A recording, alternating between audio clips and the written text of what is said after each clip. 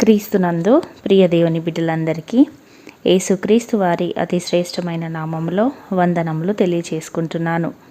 నేటి దిన ధ్యానాంశము యెషయా గ్రంథము 57వ అధ్యాయము 15వ వచనము. మహాగణుడును మహోన్నతుడును పరిశుద్ధుడును నిత్య నివాసి అయ్యున్నవాడు ఇలాగూ సెలవిచ్చుచున్నాడు.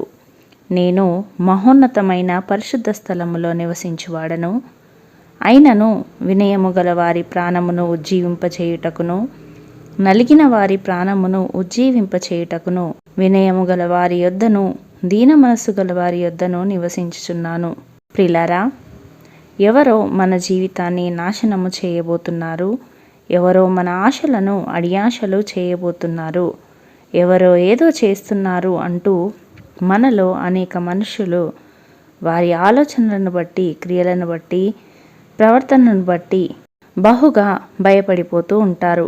అయితే దేవుని వాక్యము ఈ విధముగా సెలవిస్తుంటున్నది. ఇట్లుండగా ఏమందుము, దేవుడు మన పక్షమున నుండగా మనకు విరోధి ఎవడు? నేనే మిమ్ము నోదార్చువాడను. చనిపోవు నరునికి, తృణమాత్రుడగు నరునికి ఎందుకు భయపడదువు? యెహోవా నాకు వెలుగును రక్షణయ్యున్నాడు. నేను ఎవరికి భయపడుతును? యెహోవా నా ప్రాణదుర్గము, ఎవరికి వెరుతును అని వాక్యము సెలవిస్తుంటున్నది. ప్రియులారా, దేవుడు ఇన్ని వాగ్దానాలు మనకు చేస్తుండగా ఇంకా మనము భయపడుతుంటున్నాము అంటే కారణము ఏమిటి? దేవుడు మన పక్షముగా లేరు అనే సందేహమా, లేక అవిశ్వాసమా? అయితే ఈ వాగ్దానాలన్నిటినీ మనం స్వతంత్రించుకోవాలి అంటే, దేవుడు మన పక్షముగా ఉండాలి అంటే మనము ఏమి చేయువారముగా ఉండాలి? నీవు నేను దేవుని ఎడల వినయము కలిగి జీవిస్తున్నట్లయితే దేవుడు మనతో ఉంటారు. మనము పరిశుద్ధమైన జీవితము కలిగి ఉన్నట్లయితే, మనము దేవునికి లోబడి విధేయత కలిగి జీవిస్తున్నట్లయితే, తగ్గింపుతనము కలిగి జీవిస్తున్నట్లయితే దేవుడు మనతో ఉంటారు. అబ్రహాము ఎంతో ధనము ఆస్తిపాస్తులను కలిగి ఉన్నాడు. అయినను దుమ్మును ధూళిని అయిన నేను ప్రభువుతో మాటలాడ తెగిస్తున్నాను అన్నాడు. యోసేపు అందరికీ దూరమై ఒంటరిగా నలిగిపోతూ జీవిస్తున్నాడు. అందుకే దేవుడు యోసేపునకు తోడై ఉన్నాడు. దావీదు ఒక రాజు అయినప్పటికీ కూడా నేను కుక్కను కదా, మిన్నల్లిని కదా అంటూ చెప్పాడు. అలాగే నీ సన్నిధిలో ఉండుటకు నేనైనను నా కుటుంబమైనను ఏపాటిది ప్రభువా అని అంటున్నాడు. ప్రియులారా, ఎవరైతే ఈ రీతిగా తగ్గింపు జీవితము కలిగి దేవునికి విధేయులై పరిశుద్ధముగా జీవిస్తారో, దేవుని సహవాసము కలిగి ఉంటారో, వారితో దేవుడు ఉంటారు.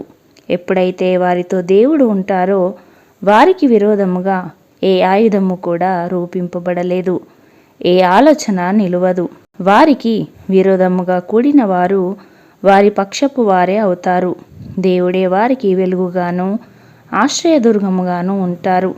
కనుక వారు చనిపోయే నరులకు, వారి శాపాలకు, వారి దూషణలకు, వారి పన్నాగములకు భయపడకుండా దేవుడు తమ పక్షమున ఉన్నారు అనే విశ్వాసముతో, దృఢ నిశ్చయముతో ధైర్యముగా జీవిస్తారు.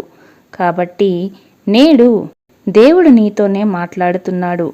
నీవు కూడా అబ్రహాము, యోసేపు, దావీదుల వలె దేవునితో సహవాసము కలిగి వినయము కలిగి జీవిస్తున్నట్లయితే దేవుడు నీ పక్షమున ఉన్నాడు. దేవుడు నీ పక్షమున ఉంటే నీకు విరోధులు ఇక ఎవరూ ఉండలేరు.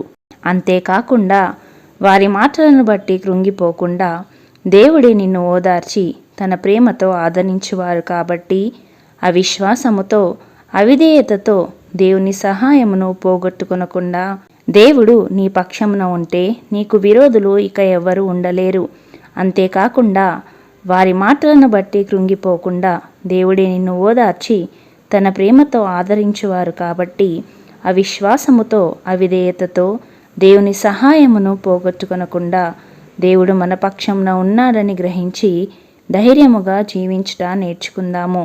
అట్టి కృప దేవుడు మనలకందరికీ అనుగ్రహించునుగాక. ఆమెన్. ప్రార్థించుకుందాము. పరిశుద్ధుడా, గొప్ప దేవా, మీ పరిశుద్ధమైన నామమును బట్టి తండ్రి మీకు వందనాలు. గొప్ప దేవుడవు, సర్వోన్నతుడవు, సర్వాధికారివైన మా తండ్రివి, మీకు వందనాలు. ఆకాశ మహాకాశములను సృష్టించిన వాడవు, అవన్నీ మీ మాటకు లోబడుచుండగా ప్రభువా, మేము మీ యందు వినయము కలిగి పరిశుద్ధముగా తగ్గింపు జీవితమును కలిగి జీవించే కృపను మాకు కూడా దయచేయమని యేసయ్య పరిశుద్ధ నామములో ప్రార్థించి వేడుకొనుచున్నాము పరమ తండ్రి. ఆమెన్.